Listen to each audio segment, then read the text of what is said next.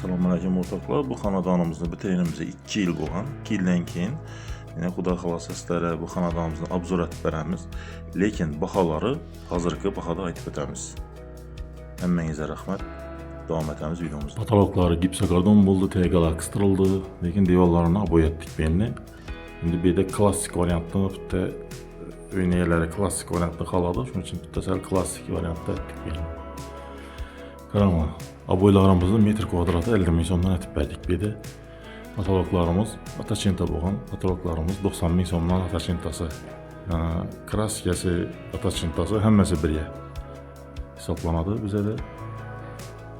Tegalarimiz bu gipsdan bo'lgan.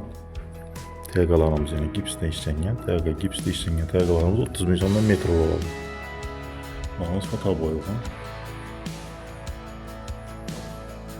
Görüşleriniz mümkün. Yani bu xonadonimizda zal taraf kısmini ham ishlab berganmiz. Zal kısmı.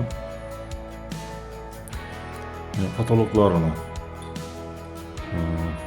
140 ming so'mda ishlab berganmiz bu yerni, lisini. Yani bu sal sложныйroq figura bo'lgan.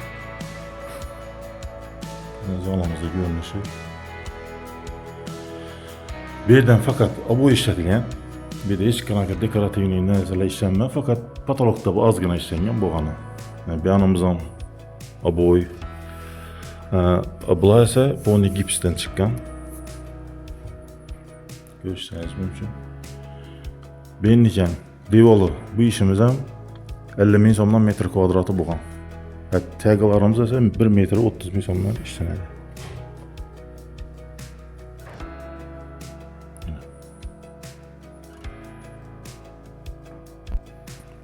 Bu xonadonimizda yana bir zal bor.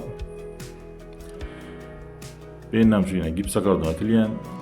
Bu yerda endi NDF'dan urstiklo tashab beryapmiz. Bu anlamda galagi, lekin devorlar oddiy oboy, lekin oboy ham bir naudidi elegant xili, bu oddiy oboy emas. Tistin Germansiya oboydan urilgan bu yeri. Ajoyib oboylar. Görürsüzler, ishimli xizmatlar kerak bo'lsa, bemalol telefon so'rasizlar, bizlar xizmatda.